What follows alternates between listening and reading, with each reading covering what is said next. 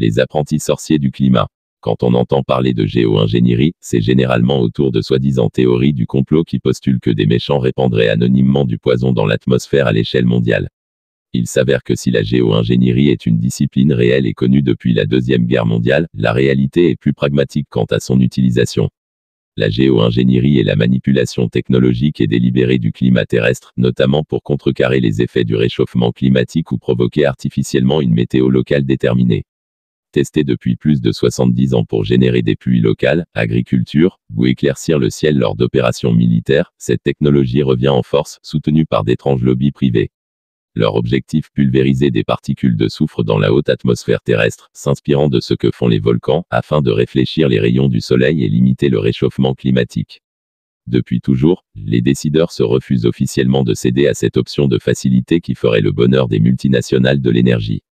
Il est même implicitement mal vu d'évoquer cette solution lors des grandes conférences pour le climat, probablement car l'épandage aérien fait nécessairement référence à certaines théories du complot très populaires aux États-Unis. Cependant, vont-ils résister bien longtemps face aux pressions des acteurs économiques surpuissants et le fait qu'il semble de plus en plus difficile de lutter contre le réchauffement climatique? Quels sont les risques si la géo-ingénierie est adoptée à l'échelle globale? Loin des clichés conspirationnistes, on y aborde les véritables enjeux de civilisation et cette scission très marquée entre ceux qui veulent perpétuer leur business as usual, industrie, conservateurs, capitaux, et ceux qui aspirent à une nouvelle ère de raison loin du culte de la croissance, mode de vie, durabilité, transition.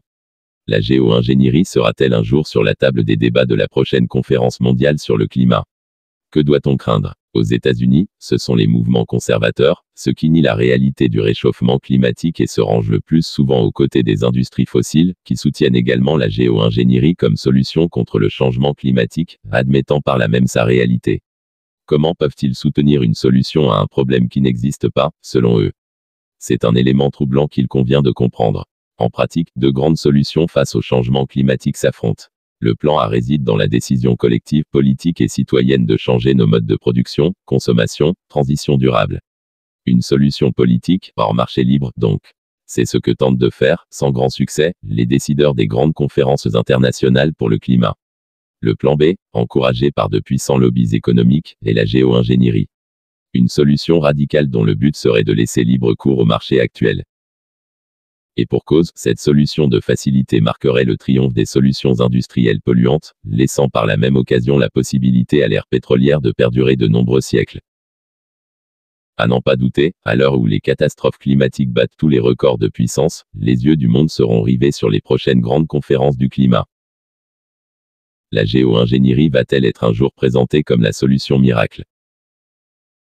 Ou, au contraire, va-t-on lui faire résistance pour une transition sereine? Veut-on sauver le climat, ou notre mode de vie?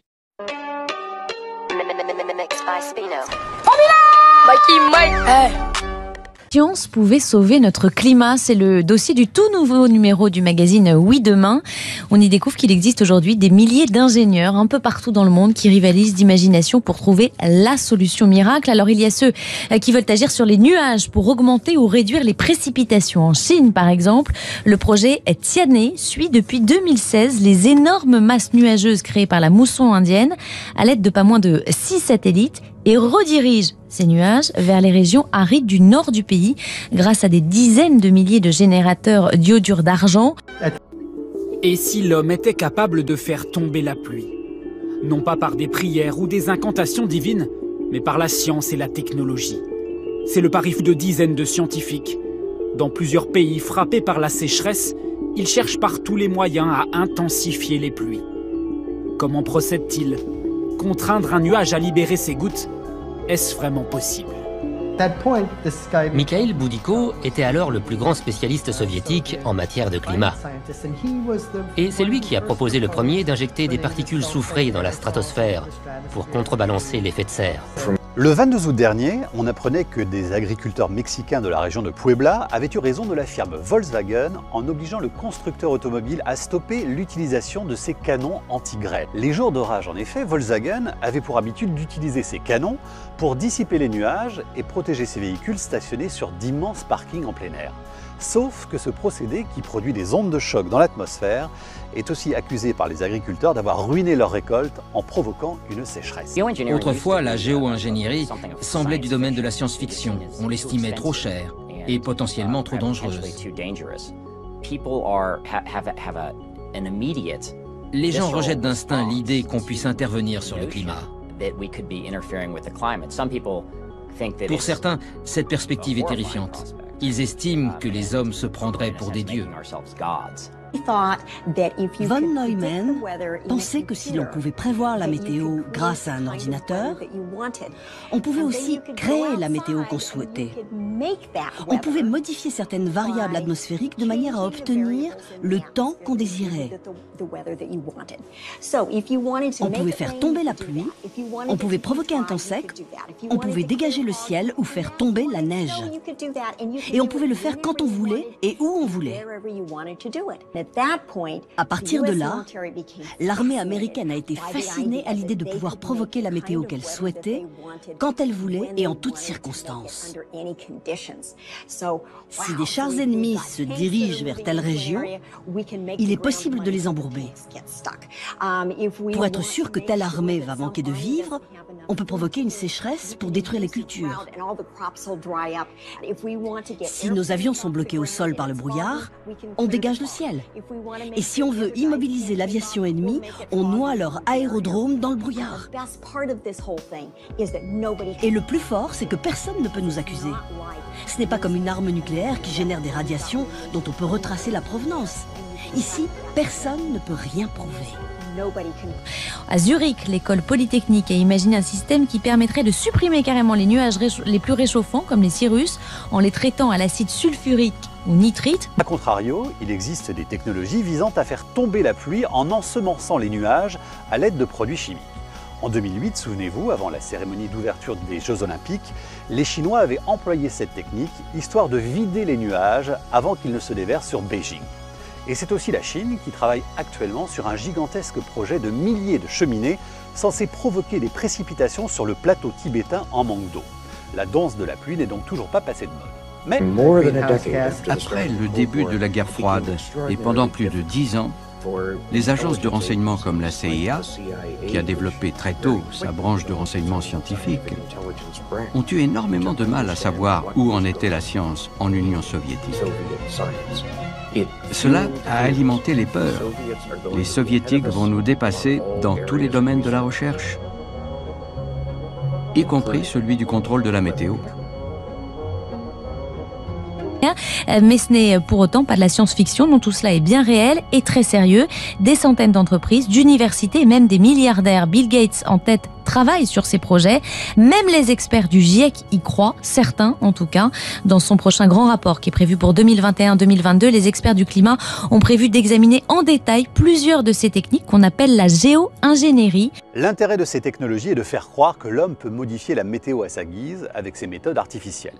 D'ailleurs, ces technologies font écho à ce qu'on appelle la géo-ingénierie, qui a pour ambition de limiter le réchauffement climatique en recourant à tout un arsenal technologique. À l'heure où le climat ne cesse de se dérégler et où des phénomènes extrêmes comme les sécheresses risquent de se multiplier, la tentation pourrait être grande d'investir dans ces solutions techniques qui ne font que contourner les vrais problèmes en nous dédouanant face aux transformations spectaculaires et durables du temps ou du climat. La pluie artificielle n'est pas un concept nouveau. 1946, la première expérimentation de création de pluie artificielle a lieu à New York, aux États-Unis, pour lutter contre la sécheresse qui sévit à l'époque. On invente le procédé d'ensemencement des nuages. Cela consiste à relâcher des particules fines, aérosols ou poussières, dans les nuages situés entre 2000 et 4000 mètres d'altitude. Deux techniques d'ensemencement. Un avion largue dans les nuages des fusées remplis de cristaux de chlorure de sodium ou d'iodure d'argent. Ces particules jouent le rôle de noyaux géants qui permettent la condensation de la vapeur d'eau contenue dans le nuage en eau liquide. Il faut de 15 à 30 minutes pour que la pluie tombe. L'autre technique, moins chère, consiste à envoyer depuis le sol des petites fusées contenant les particules. La Chine, championne de pluie artificielle, utilise son matériel militaire déjà positionné dans les zones arides pour envoyer ses fusées dans les nuages. Ce procédé de changement climatique artificiel est controversé. Son efficacité n'est pas scientifiquement prouvée, notamment dans les régions arides où la pluie s'évapore avant d'arriver sur le sol. Pas de preuve non plus de la toxicité de ces pluies chargées en iodure d'argent. Je suis milliardaire. Notre maison brûle, toujours plus et les gouvernements ne font toujours rien pour m'empêcher de brûler du pétrole. Alors j'en brûle toujours un max. Et tant pis pour les générations futures qui souffriront du dérèglement climatique qui s'emballe grave. En 2020, je peux toujours prendre mon yacht qui brûle 200 litres de gasoil par heure ou ma Porsche qui brûle 18 litres au 100. Ou alors prendre mon avion Paris-Nice et ensuite mon hélico Nice-Saint-Trope tous les week-ends pour éviter les embouteillages. C'est beau la vie de milliardaire quand même, on profite et on boit un verre à la santé de la planète. C'est une scène digne du Festival de Cannes. Arnold Schwarzenegger multiplie les poses pour les photographes. Pourtant, la star se trouve à l'Assemblée nationale.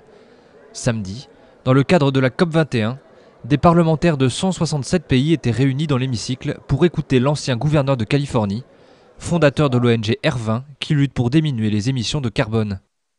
Pour Terminator, la lutte contre le réchauffement climatique est le défi de notre époque. Ce n'est pas le monde du cinéma. Emmanuel Macron, vous l'avez vu hier matin, hier à midi, hier soir. Est-ce qu'il a pris le leadership dans la lutte contre le réchauffement climatique? Est-ce que vous diriez cela? Absolument, oui. Il a réellement la volonté de mobiliser les différentes parties prenantes, nous encourager à faire plus. C'est quelque chose qui est nécessaire. Nous avons besoin de ce leadership et je dois dire que Emmanuel Macron est une des personnes qui est prête à agir réellement. J'apprécie énormément ses efforts. Ça nous a encouragés à faire encore plus. Vous habitez dans un pays riche avec beaucoup de pétrole, de charbon ou de gaz dans votre sous-sol. Il y a de fortes chances que vous soyez parmi ceux qui rejettent le plus de gaz à effet de serre sur notre planète. Pas étonnant, donc, que le record absolu soit détenu par les Qataris. 40 tonnes de CO2 par habitant, le Qatar est en effet le premier exportateur mondial de gaz naturel pour seulement 2 millions d'habitants. Chez les Occidentaux, les Américains, eux, pèsent 16 tonnes chacun. Le prix est payé pour un mode de vie très énergivore. Nos voisins allemands, 9 tonnes chacun, à cause notamment du charbon. Finalement, nous, les Français, nous sommes plutôt sobres avec nos 5 tonnes de CO2. C'est l'avantage d'avoir beaucoup de nucléaire. Et le Chinois, dans tout ça, eh bien, il se situe autour de 7 tonnes. C'est plus qu'un Français, c'est surtout beaucoup plus qu'un Indien qui pèse à peine 2 tonnes de CO2. On comprend mieux pourquoi les Indiens ont du mal à s'engager sur une réduction de leurs émissions. Quand ils comparent les leurs à celles d'autres habitants dans le monde, ils n'ont vraiment pas envie de faire des efforts. Le pays qui émet le plus de gaz à effet de serre et de très très loin, évidemment, sans surprise, c'est la Chine. Imaginez, c'est comme si ce pays produisait chaque année une énorme bulle de 10 milliards de tonnes de CO2. Eh bien, vous allez voir, cette bulle, nous allons amener ici sur ce plateau. C'est presque un tiers des émissions mondiales à elle toute seule. Cela fait 10 ans que la Chine a doublé les États-Unis et elle creuse chaque année un peu plus l'écart. En deuxième position, on l'a dit, donc les États-Unis, 15%, donc moitié moins que les Chinois. En troisième place, l'Union européenne, 9%. Et puis l'Inde est derrière avec 7%. Et nous, dans tout ça, eh bien, la France n'est responsable que d'un petit pourcent des émissions mondiales. Autrement dit, la France, c'est 30 fois moins de gaz à effet de serre que la Chine. Sur ces images fournies par les chercheurs, l'avion se prépare à envoyer des cristaux de sel dans les nuages afin d'augmenter la condensation et de provoquer une pluie artificielle. Une ressource précieuse dans cet état qui fait partie des 10 pays les plus pauvres en eau au monde, avec 78 mm de pluie tombée en 2014 contre plus de 850 mm en France. C'est fantastique, nous sommes en communication avec les techniciens par radio et dès qu'il y a de la pluie, il y a beaucoup d'excitation, surtout depuis la terre ferme. On les entend nous dire « nous avons de la pluie, de la bonne pluie ». On peut entendre que les gars sont heureux. Aujourd'hui, l'eau du pays provient essentiellement de grandes usines de dessalement. Les Émirats sont le deuxième producteur en eau de dessalement dans le monde, juste après l'Arabie Saoudite. L'ensemencement des nuages en est encore à un stade expérimental. Cette technique est également à l'essai en Chine et aux États-Unis. Et d'après les responsables du projet, elle pourrait s'avérer plus efficace et bien plus économique que le dessalement. Je me souviens qu'en 2010 ou en 2009, Il y a eu de grosses averses dans les Émirats et nos avions fonctionnaient à plein régime. Et en comparant cette quantité de pluie à la production d'eau d'une usine de dessalement, des études ont montré que ça avait été l'équivalent de 9 années de production d'une usine, comme celle de Taweelah à Abu Dhabi. Les Émirats arabes unis sont en première ligne dans ce domaine. C'est l'un des pays les plus arides. Il pleut là-bas 10 fois moins qu'en France. Mais depuis quelques années, le pays pense avoir trouvé la solution grâce à ses avions.